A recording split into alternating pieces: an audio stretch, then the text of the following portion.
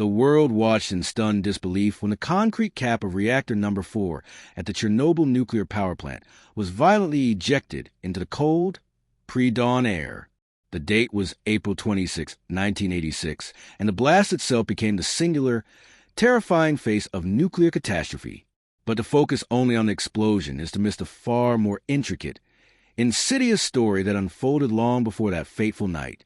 The physical destruction was merely the final, catastrophic punctuation mark at the end of a long, convoluted paragraph filled with flawed engineering, bureaucratic arrogance, and decisions rooted not in science, but in political expediency.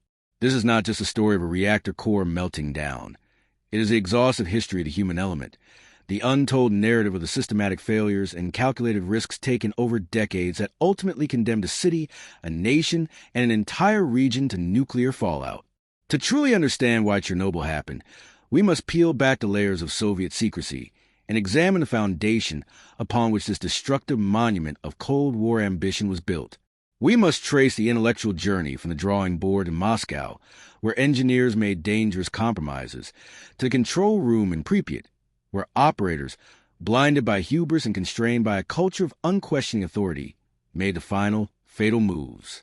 If you find yourself drawn to the deep historical context behind the world's most significant catastrophes and appreciate a detailed, investigative look at the systems that failed, please take a moment to hit the like button and subscribe to the channel. Your support helps us continue digging into these complex, essential histories. The story of Chernobyl is fundamentally a Soviet story, born from the intense ideological rivalry of the Cold War. In the 1960s and 70s, the Soviet Union saw nuclear power not just as a source of energy, but as a crucial pillar of technological superiority, a tangible demonstration that communism could harness the atomic future better than the West. This urgency translated into a mandate for speed, efficiency, and, crucially, a design that served dual purposes. The result was the RBMK reactor, the reactor Bolshoi Cannony, or a high-power channel-type reactor. It was an engineering behemoth, designed to deliver massive quantities of electricity while simultaneously producing weapons-grade plutonium, satisfying both the civilian energy grid and the military-industrial complex.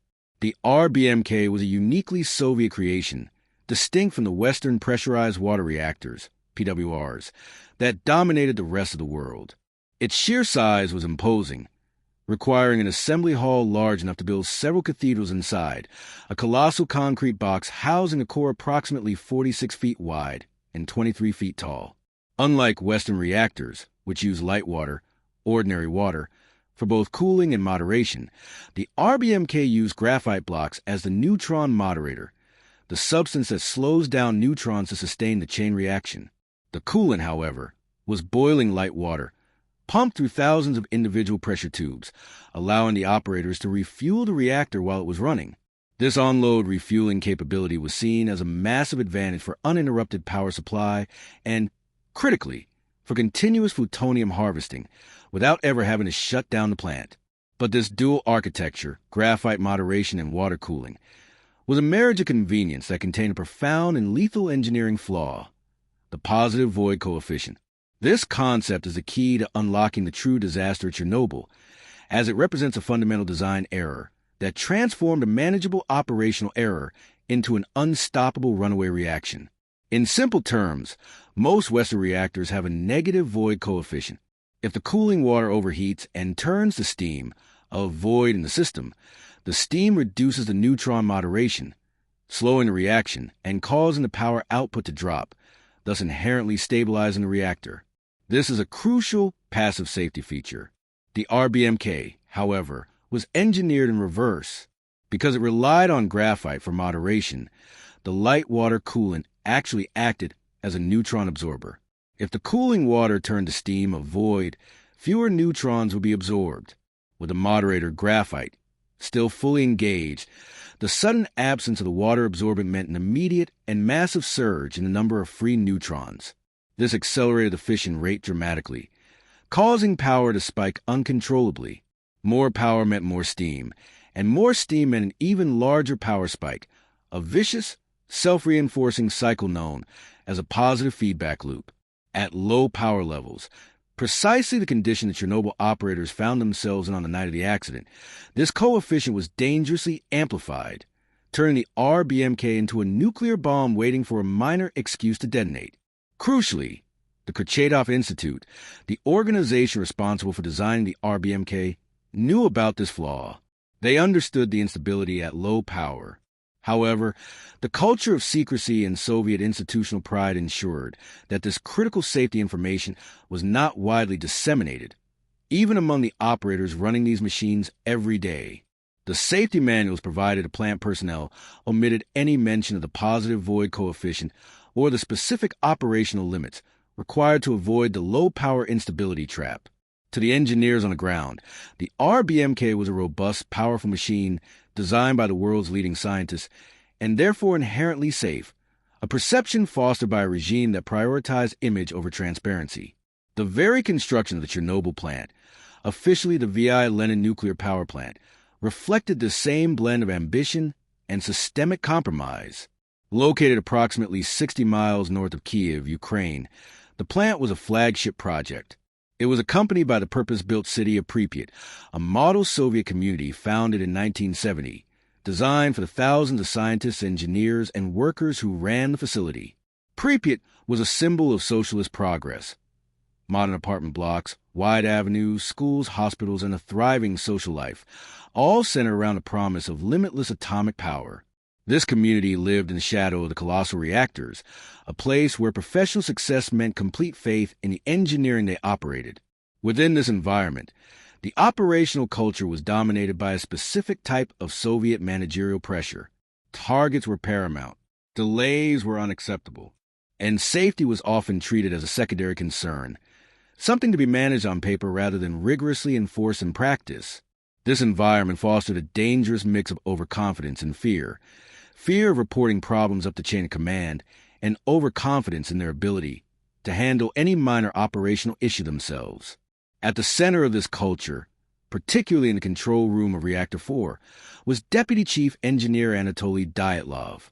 Dyatlov was a demanding, volatile figure, known for his relentless pressure on his subordinates.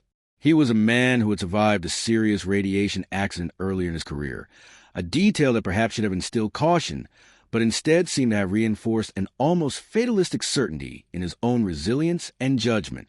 For Dyatlov and those like him, the manuals were mere guidelines, and operational limits were challenges to be pushed, not barriers to be respected. The concept of nuclear risk in a controlled environment had become abstract and remote. The stage for the disaster was therefore set not on the night of the explosion, but days earlier, when a decision was made to schedule a required safety test. The purpose of the test was genuinely laudable: to determine if, in the event of full external power failure, the residual rotational energy of the plant's massive turbine, its coast down, could generate enough electricity to power the emergency cooling pumps for the 60 to 70 seconds needed until the diesel generators kicked in. This was a critical safety test, and had failed in previous attempts. On this occasion, scheduled for the evening of April 25th, 1986, the operators were determined to succeed. The initial plan called for the test to be conducted during a scheduled shutdown for routine maintenance. Everything was proceeding according to plan throughout the day of the 25th.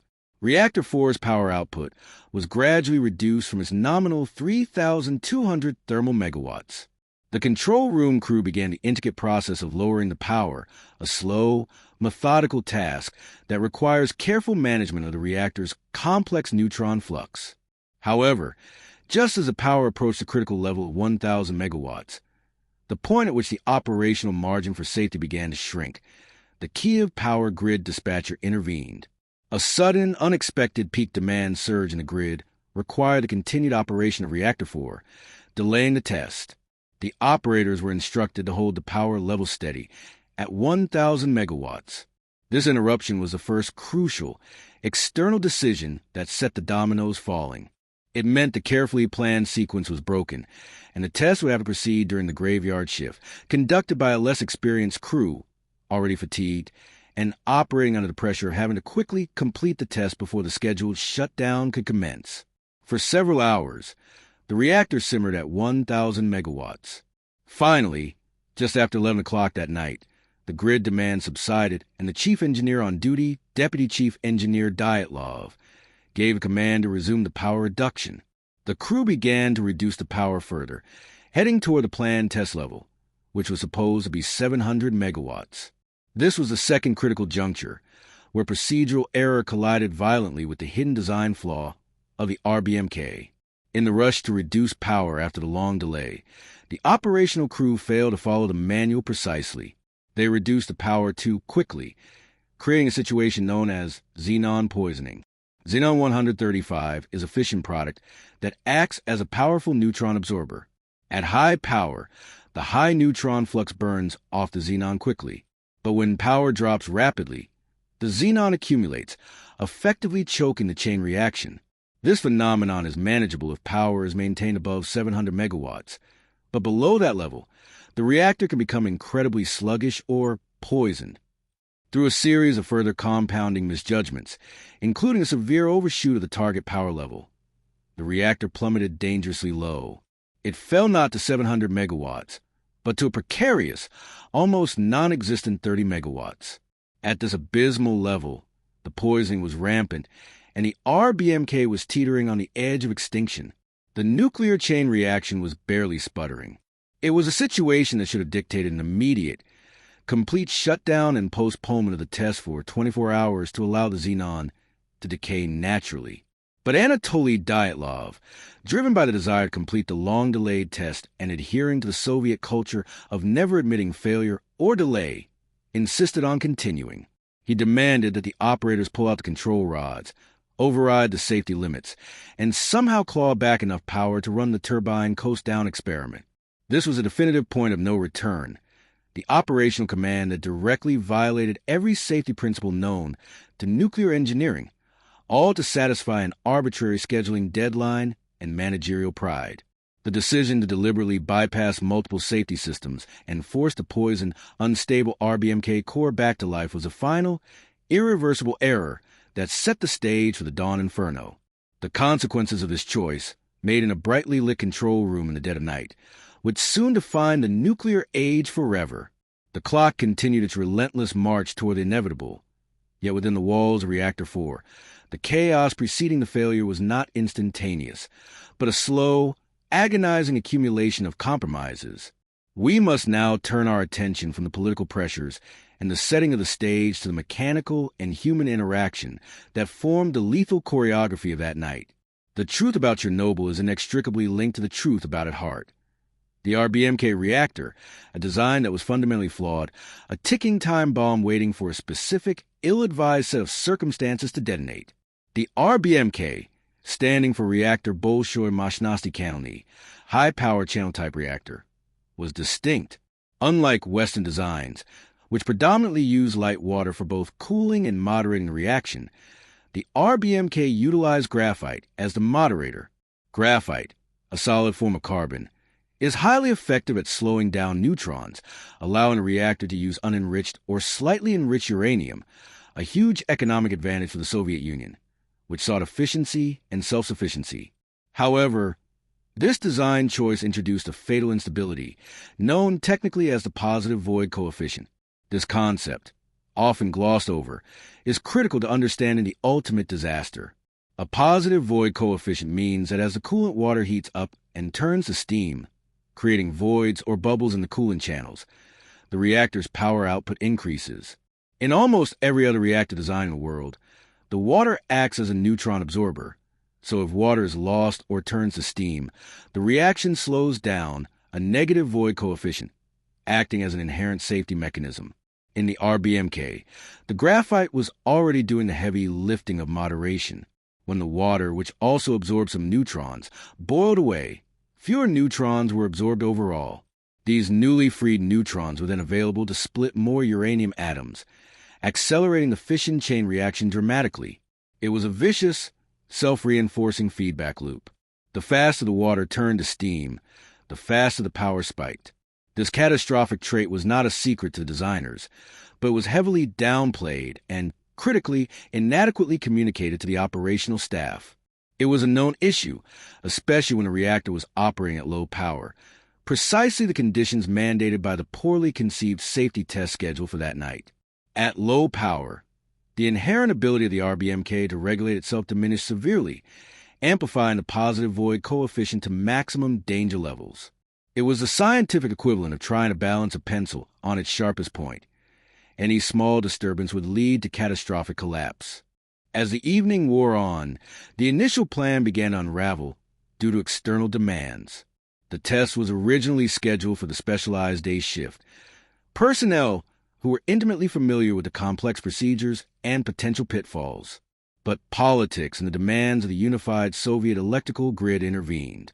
Kiev requested the delay of the reactor shutdown. They needed the power for the evening peak demand.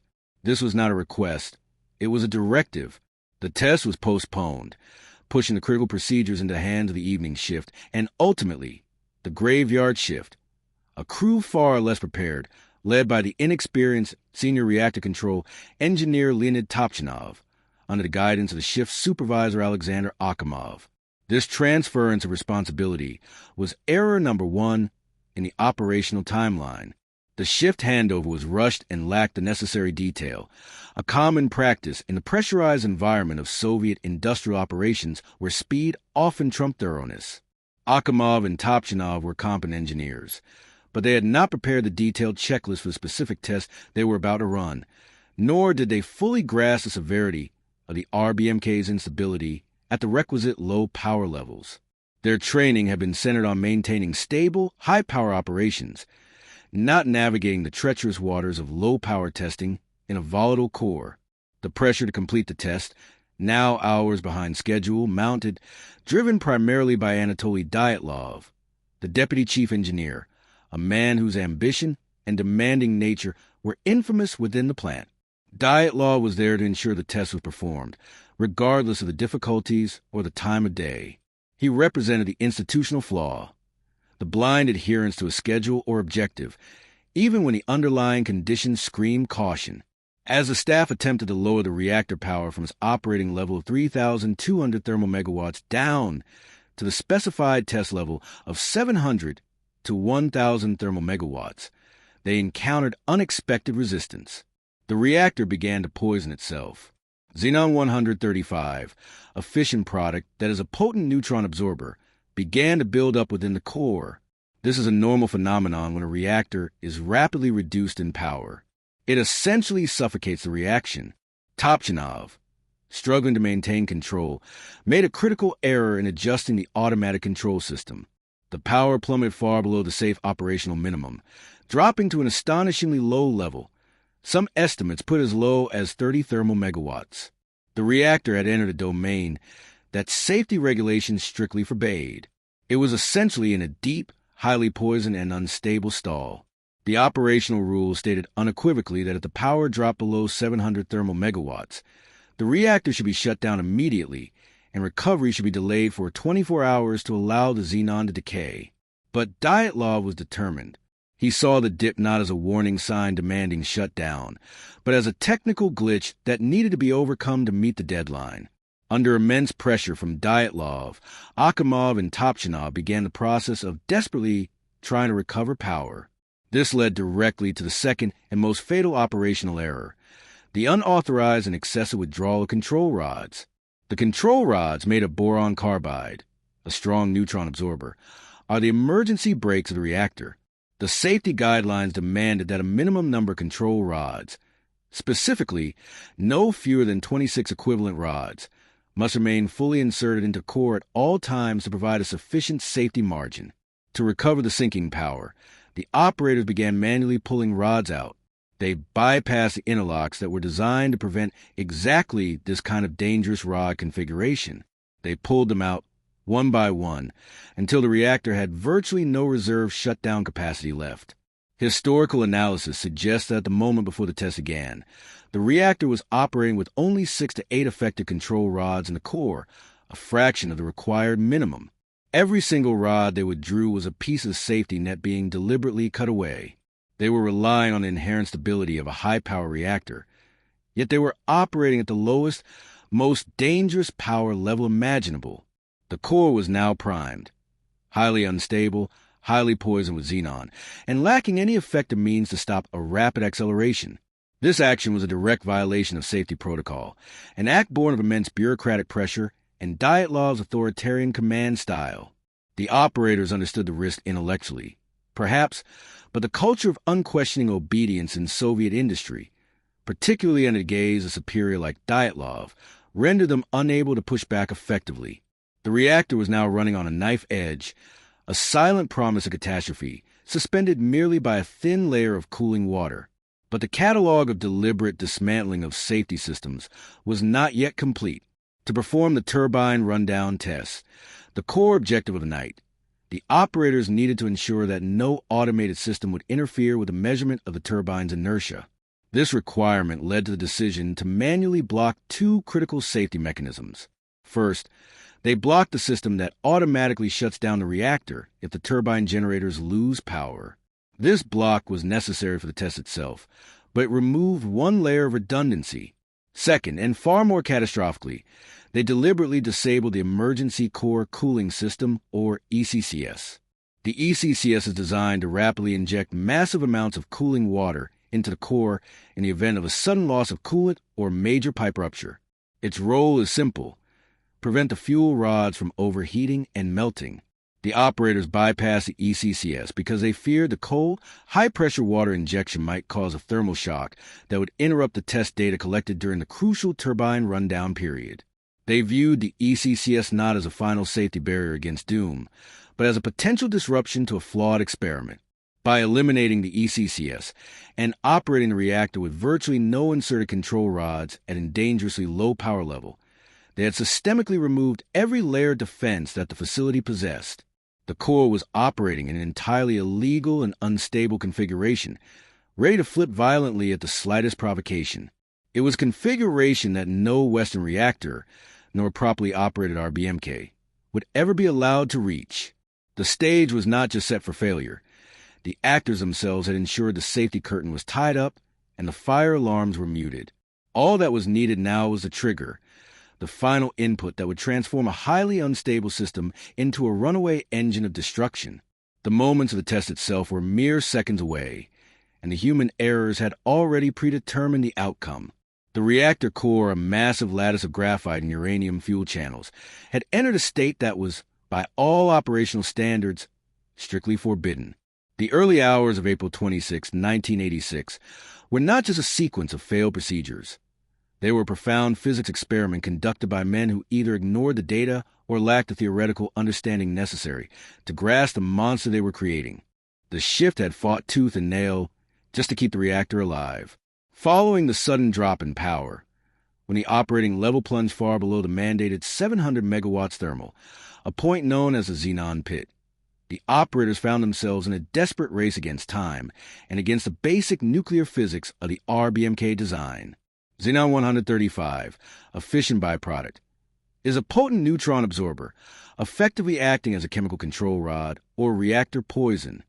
When the power level drops, the burning of this poison slows down, but its production rate temporarily remains high, leading to a massive buildup.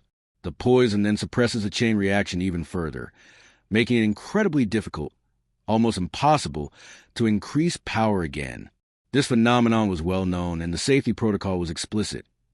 If the power dropped too low, the reactor must be shut down for 24 hours to allow the Xenon-135 to decay naturally. But shutting down was not an option for Anatoly Dyatlov, the deputy chief engineer. His focus was singular, his mandate absolute: complete the turbogenerator rundown test. The delay caused by the power plunge was unacceptable, threatening to push the test into the incoming day's shift. A bureaucratic failure Dyatlov was determined to avoid at all costs. Driven by this institutional pressure, the operating crew, specifically Leonid Topchinov, the senior reactor control engineer, and Alexander Akimov, the shift supervisor, began the agonizing process of dragging the power back up. This required the continuous, systematic removal of control rods. The RBMK design relied heavily on the balance of thousands of interconnected fuel channels, each monitored and moderated. The control rods, constructed with neutron-absorbing boron carbide, were the primary tool for maintaining this balance and safety margin.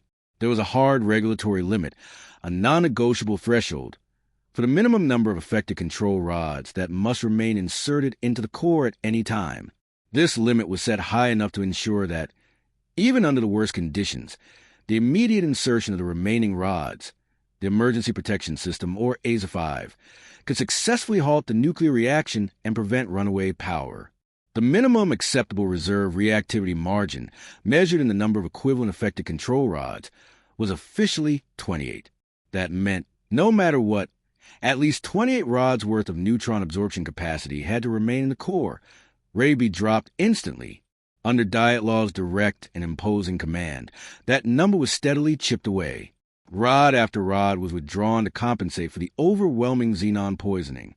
The digital displays, the crucial indicators in the control room that tracked the number of rods, started showing figures that defy belief, moving swiftly into the danger zone. First, they dropped below 28, then below 15. Then the operating crew had effectively stripped the core. By the time the final critical stage of preparation began, the number of effective rods remaining in the core, the essential safety margin for the entire 1,500-ton machine, hovered between 6 and 8. To put this error into perspective, the operators had knowingly, or perhaps fearfully, ignored a dozen mandatory protocols to reach this point. They had effectively bypassed the reactor's entire defense mechanism, not just the electronic safety trip systems that were manually overridden, but the fundamental physics defense of the core itself. The implications of operating the RBMK with such a negligible safety margin were devastatingly clear to anyone with a deep understanding of reactor physics, yet seemingly lost on the senior management present that night. When nearly all the control rods are removed, the massive graphite core, which is the moderator, becomes a dominant factor in reactivity control. And this is where the RBMK's most treacherous design flaw became the central villain, the positive void coefficient. Under normal operating conditions, when a reactor is running at high power and the coolant water is abundant, the positive void coefficient is negligible or even slightly negative. But when the reactor is running at extremely low power, poisoned by xenon, and stripped bare of its boron control rods, the physics flips. In this unstable state, if water coolant begins to turn to steam, creating voids in the cooling channels, the graphite moderator suddenly becomes hyper-efficient. Unlike Western reactors, where steam reduces reactivity, a negative feedback loop, in the RBMK, steam actually increases reactivity.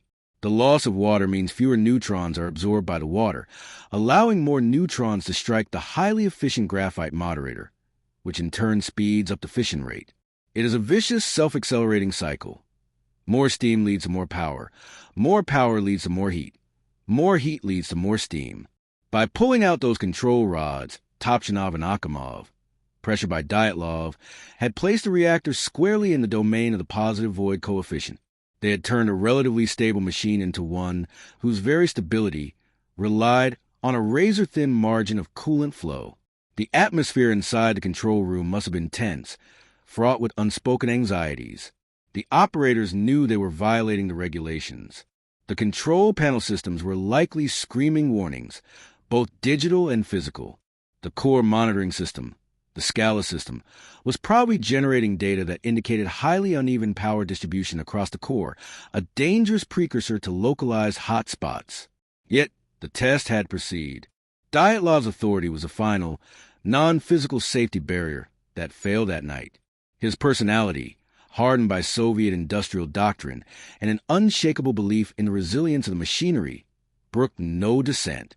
Dyatlov was notoriously harsh, known for his ability to intimidate and override subordinates. In a culture where challenging a superior often meant career destruction, or worse, the fear he projected cemented the continuation of the deeply flawed procedure. The operators made one final fatal adjustment right before the test was scheduled to begin. They took the highly unusual step of manually decreasing the flow of feed water to the reactor. This was done to stabilize the temperature, but it also placed the reactor closer to the point where the existing cooling water would flash instantly to steam. At 1:23 a.m., the critical sequence began. Akimov pressed a button to initiate the actual test. The sequence involved shutting off the steam supply to the main turbine, allowing the turbine to coast down. During this coast down, the rotating mass of the turbine was supposed to generate enough inertia-driven electricity to power the main circulating pumps, MCPs, momentarily. This was the hypothesis they were testing. However, just prior to this, due to the low power output, they had already overridden the emergency trip signal for the main circulating pumps. They needed to ensure the pumps did not shut down prematurely when the system registered dangerously low coolant flow, an inevitable result of operating at such unstable, low power. The test commenced. The valves isolating the turbine closed. As the turbine began to coast down, the pumps started to lose speed, exactly as planned. But because they were drawing less power, the flow rate of the coolant water through the channels dropped sharply, falling below the mandatory minimum flow rate. This drop in flow rate meant the water in the reactor channels, already near boiling point due to the reactor's unstable, low-power operation, suddenly began to boil violently and extensively. The formation of steam voids was instantaneous and dramatic, especially in the bottom half of the reactor core, where the coolant entered. This was the trigger for the positive void coefficient. As the water turned to steam, the graphite moderator's efficiency soared. The neutron flux, the rate of fission, began to increase rapidly, spiraling out of control within the core's stripped-down, unprotected physics. The nuclear reaction was no longer being moderated by man or machine. It was being driven by the inherent, lethal flaws of the RBMK design under the exact operational conditions the safety regulations were created to prevent. The digital power display in the control room, which had been registering a dangerously low power level, suddenly began to climb at an accelerating rate. Akimov and Topchinov, observing this impossible, terrifying spike, realized a fraction of a second that the reactor was running away. The power surge was not a controlled ramp-up. It was an explosive increase. In a desperate, instinctive move, the last conscious act of the operators to save the reactor, Alexander Akimov shouted for the emergency shutdown button, the AZ-5. He slammed his hand down on the button, initiating the rapid insertion of all 80-foot boron control rods into the core. This was the final, desperate hope of containing the runaway reaction. But here, history delivered its cruelest blow, compounding the years of design negligence and procedural errors into a single fatal moment. The control rods of the RBMK had a design flaw known as the graphite tip. To ease insertion and maximize neutron absorption deep within the core, the bottom meter of the boron control rods was not made of absorbing boron carbide. It was made of graphite, the very material acting as the moderator. The idea was that when the rods started dropping, the graphite tips would temporarily displace the water at the bottom of the core, smoothing the transition to boron absorption. However, in the specific, poison low-power configuration Chernobyl Unit 4 was operating in, when Akimov pressed the AZ-5 button, the insertion of the graphite tips into the core's bottom section momentarily displaced the remaining water and, counterintuitively, increased the reactivity even further. It created a localized power surge, a spike in the already runaway nuclear reaction in the lower sections of the core. Instead of slowing the fission, the AZ-5 button delivered the final, definitive spike of power, driving the reactor instantly into supercriticality, a condition where the rate of fission doubles every few milliseconds. The power output jumped from the test level to over 10 times its maximum design capacity in less than 3 seconds. The heat generated was astronomical, instantaneous, and overwhelming. The immense pressure of the superheated steam, generated faster than the piping could possibly withstand, caused a catastrophic, explosive pressure buildup. What followed was not a nuclear explosion in the sense of an atomic bomb, but a steam explosion of cataclysmic proportions, the result of physics and pressure reaching impossible limits within confined space of the reactor vessel. The force was so immense that it sheared a 1,000-ton upper biological shield, known as Elena, off the top of the reactor pit, sending it flying into the air, exposing the core to the night sky, and beginning the process of unleashing 40 years of accumulated radiation into the atmosphere. The errors had finally converged, and the price was immeasurable. The catastrophic energy surge had shattered the very heart of the Soviet nuclear program, transforming the pristine, highly complex engineering of Unit 4 into a grotesque monument of twisted steel and pulverized concrete. Yet, In the immediate hours following the two violent explosions, the disaster that had occurred was still largely a theoretical problem for those who remained alive inside the wreckage. The failure was not only mechanical, but intellectual. The operators, trained meticulously in protocols designed to address partial meltdowns or steam line breaks, possessed no framework whatsoever to interpret an event where the reactor vessel itself was gone. This cognitive dissonance led directly to some of the most tragic and futile decisions of the entire saga. Anatoly Dyatlov, the deputy chief engineer, though suffering from severe radiation burns and exhibiting the early signs of acute radiation syndrome, maintained a terrifying grip on the notion that the reactor was intact, merely suffering a major water leak or a tank explosion. This interpretation was crucial because, if the reactor was intact, the only solution was to cool it. In the control room, the surviving crew, led by the unit shift chief Alexander Akimov and senior engineer Leonid Topchinov, dedicated the first crucial hours to a relentless, deadly effort to pump water into a core that no longer existed. They were heroes bound by the very system that had betrayed them, their training overriding the evidence of their senses. They wrestled with valves and switches, wading through highly radioactive water that was now collecting in the lower levels, believing they were preventing a secondary, worse catastrophe. The decision to persist in cooling the reactor was an understandable, yet ultimately fatal, error born entirely of disbelief and flawed protocols. The sheer impossibility of the situation meant that standard emergency procedures were adhered to with lethal fidelity. The meters in the control room reinforced this deadly delusion. The available dosimeters, designed for routine monitoring, could not register radiation levels above 3.6 Roentgens per hour, because the needles were pegged at a maximum, 3.6. The operators believed the exposure, though high, was manageable and certainly not instantly lethal. The reality outside those shielded walls was radiation measured in the thousands, sometimes tens of thousands, of Roentgens per hour.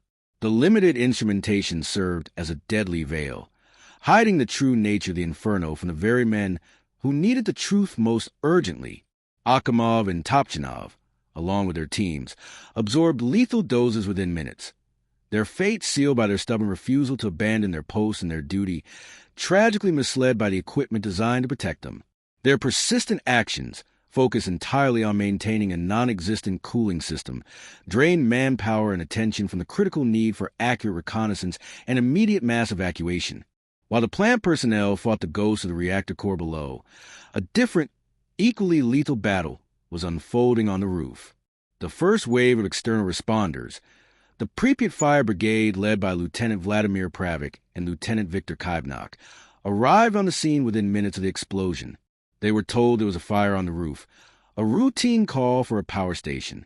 They had no knowledge of the exposed core, no knowledge of the lethal graphite blocks strewn across the bitumen, glowing with ionizing radiation.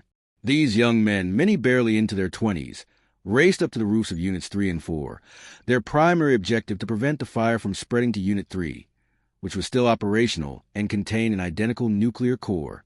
Their courage was boundless, their training exceptional, but their doom was instantaneous.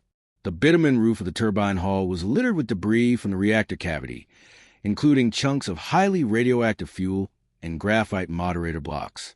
These men walked directly into a radiation field that instantly overloaded their bodies, leading to the rapid and painful onset of acute radiation syndrome. Their actions, though ensuring Unit 3 remained safe and preventing a far wider catastrophe, cost them their lives within weeks. The decision to send them in without proper protective gear, or, more importantly, without the truth about the exposed core, was a profound and unforgivable error rooted in systemic denial and the deep-seated Soviet impulse to minimize bad news. Even the chief engineer, Nikolai Fomin, initially tried to prevent Pravik from accessing the roof, not because he understood the true radiation risk, but because he feared minor damage reports. The scene on the roof was one of surreal horror. The firefighters later described a strange, beautiful blue-white light, the Cherenkov radiation, glowing from the core remains. They felt the metallic taste in their mouths, a common and terrifying symptom of massive radiation exposure, and experienced a nuclear tan, a deep reddening of the skin that was a precursor to radiation burns. They fought the fire for hours, passing out, vomiting, and being replaced by others, all while the state apparatus above them struggled to accept the gravity of the situation. This initial response highlights the devastating confluence of Soviet institutional rigidity and genuine individual heroism. Men sacrificing themselves to a danger whose nature was deliberately obscured by the state and tragically underestimated by themselves. As the sun rose on Saturday, April 26, the scale of the physical destruction was undeniable, but the political understanding remained dangerously stunted. At 8 o'clock that morning, the government commission, led by Deputy Chairman of the Council of Ministers Boris Shcherbina, arrived from Moscow. Shcherbina represented the apex of Soviet bureaucratic power, rigid, demanding, and utterly unwilling to accept failure on this monumental scale. The initial reports delivered to him were intentionally contradictory and minimized the danger. Plant Director Viktor Brukhanov, either in denial himself or paralyzed by the fear of reporting a complete disaster to Moscow, suggested the reactor was damaged but intact and that the radiation levels were manageable. This decision, to prioritize a narrative of control over the reality of the core breach, fatally delayed the necessary mitigating actions. When vital information, such as a confirmed presence of exposed graphite blocks seen by helicopter pilots, finally reached Shcherbina, he initially rejected out of hand, threatening those who delivered the news with imprisonment for spreading panic and lies. The political decision to suppress the truth, or at least to delay its recognition, meant that the next crucial step, the immediate mass evacuation of the nearby city of Pripyat, was stalled for critical hours. Shcherbina's reaction was not mere personal stubbornness. It was an ingrained reflex of a command economy and a totalitarian system that valued the appearance of stability above human safety. The denial persisted even when academician Valery Legasov, a chemist and member of the newly formed commission, arrived and began piecing together the true physical dynamics of the catastrophe. Legasov, recognizing the telltale signs of full core blowout, faced the immense task of convincing a room full of powerful, skeptical bureaucrats that the unthinkable had happened. The early decision-making of the commission was defined by this internal friction, the cold, hard science attempting to penetrate the thick wall of Soviet political dogma. Every hour lost was an hour of unnecessary exposure for the 50,000 residents of Pripyat. The delay in evacuation, the 36-hour gap between explosion and order departure, remains one of the most damning failures of the response. On Saturday morning, Pripyat woke up to a perfectly clear, warm spring day. Children played outside, oblivious. Weddings went ahead. The school day began. While the military and KGB were mobilized, they were primarily concerned with securing the perimeter and controlling the narrative, rather than protecting the populace.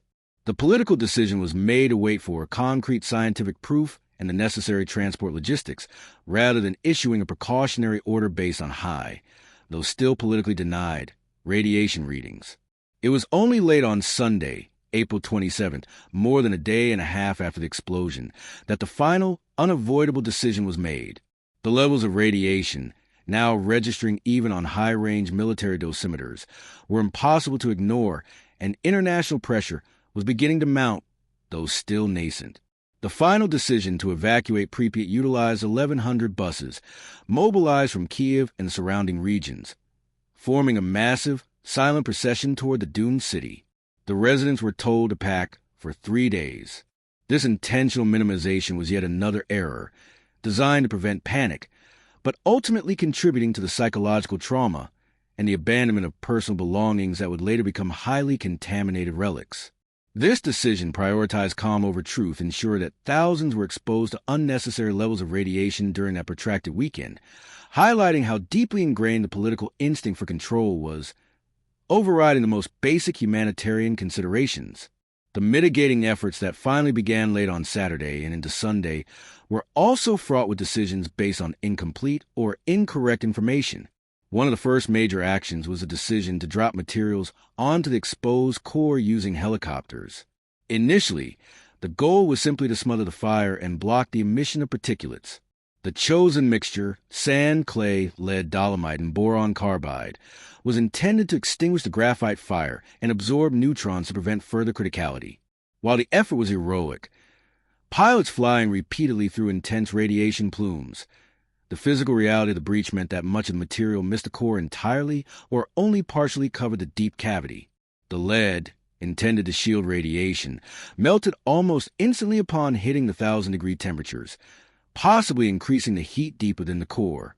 This response, though necessary, demonstrates the desperation and the lack of precise knowledge available to responders, forcing them to make high-stakes, largely guesswork decisions under extreme duress. These initial hours, the persistence of the operators, the sacrifice of the firefighters, the rigidity of the political leadership, and the catastrophic delay in evacuation, cemented Chernobyl's place in history. They represent a period where human error transitioned into systemic failure, where the denial of scientific reality dictated response policy, and where the human cost began its terrifying climb. The errors were compounded layer upon layer by the Soviet system's deep-seated inability to admit fault, an institutional characteristic that proved as corrosive and deadly as exposed graphite itself.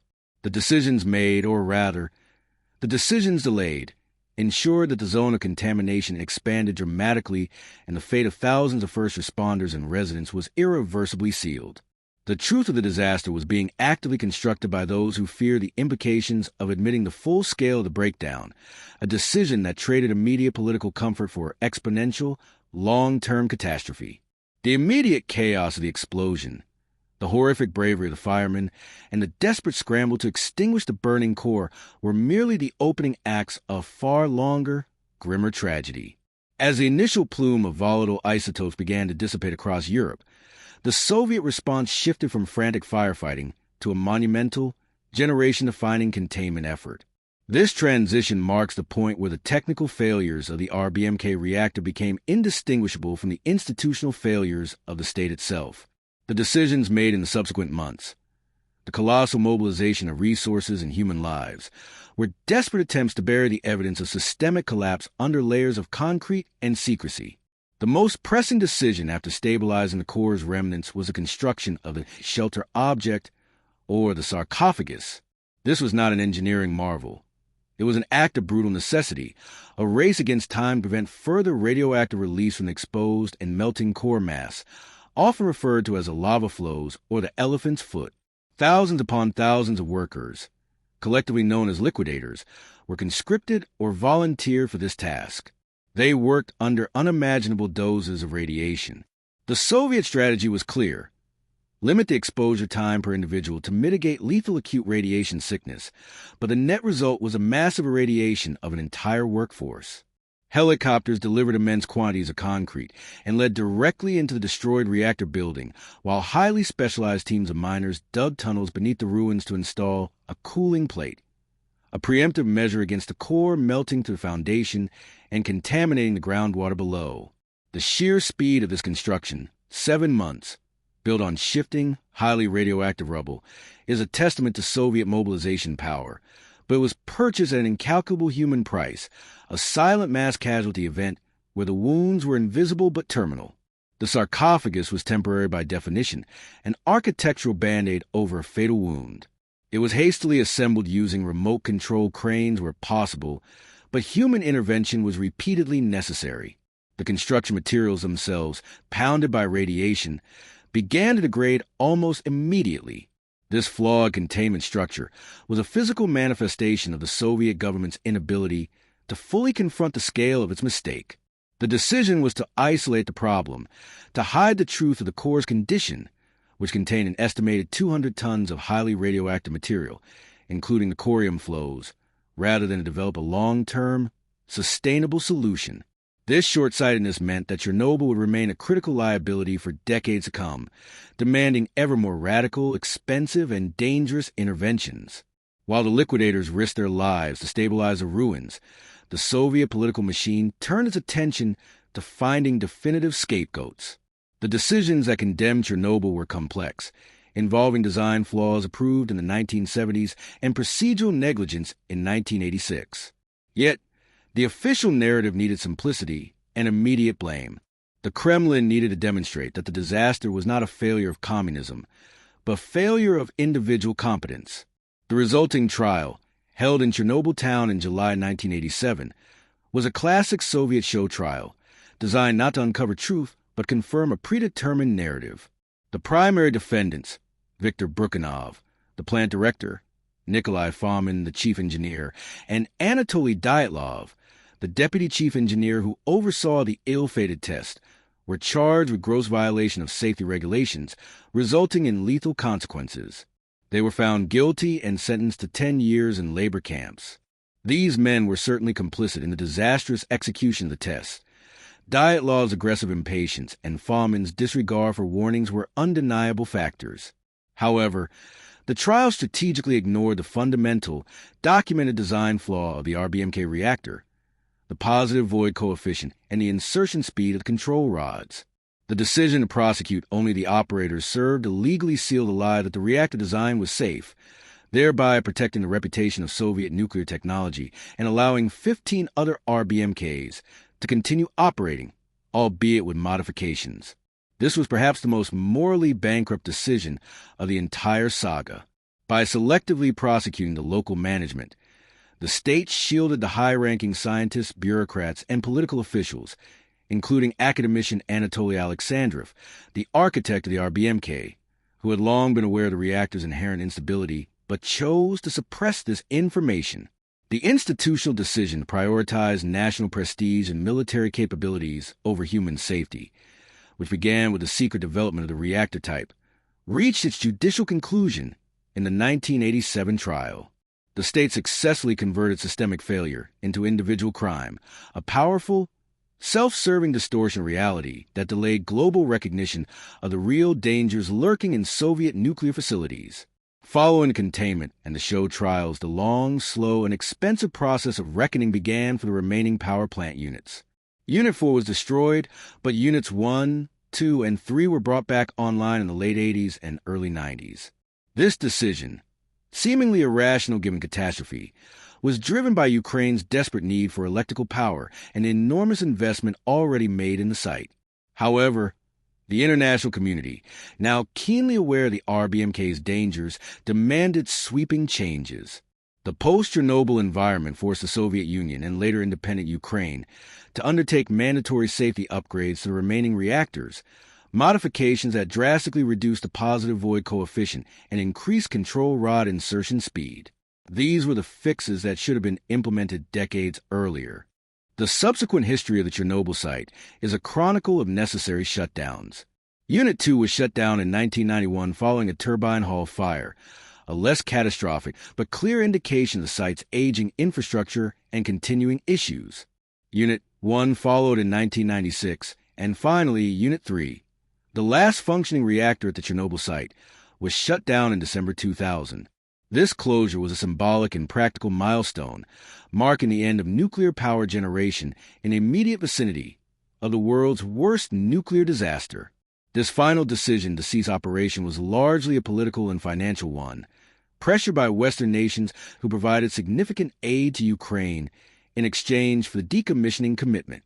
The ultimate and perhaps most expensive condemnation of the original disaster came in the form of the New Safe Confinement, or NSC.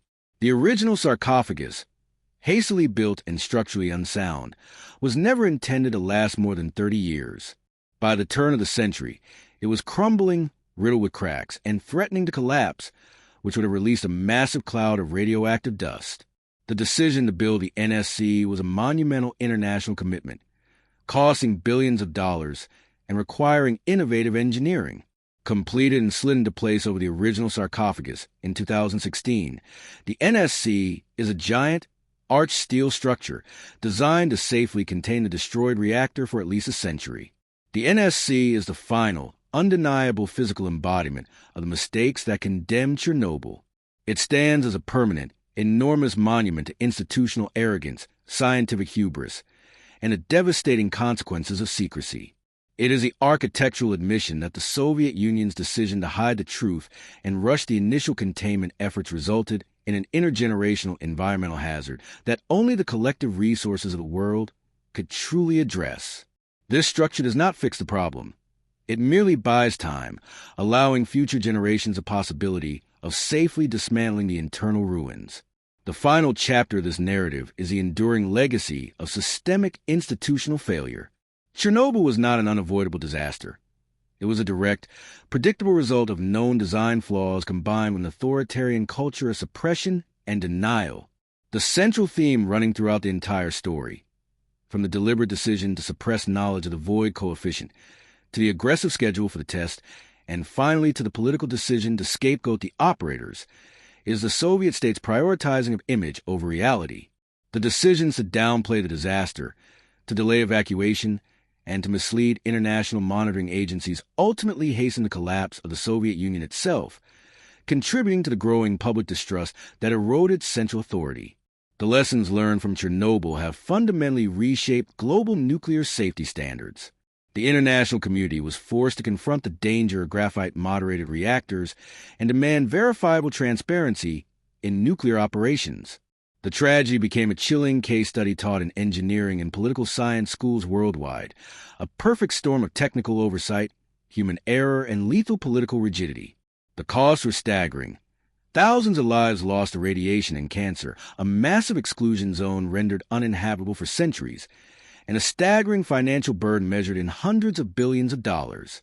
The story of Chernobyl and the mistakes that defined it concludes not with a clean resolution, but with a perpetual warning. The decisions that led to the explosion were rooted in a political structure that valued obedience over truth. The failure of the RBMK reactor was a failure of physics. The disaster that followed was a failure of humanity and governance. The enduring image of the sarcophagus, now sealed beneath the colossal steel arch of the NSC, is a stark reminder that when political expediency overrides safety and transparency, the consequences can be catastrophic and span across geological time. The truth of Chernobyl, long suppressed, finally broke through the layers of Soviet concrete and propaganda, forever altering our understanding of technology, risk, and responsibility. The zone remains silent, vast and eternal, the final, undeniable proof that the untold history of decisions and errors ultimately condemned not just a power plant, but an entire ideology.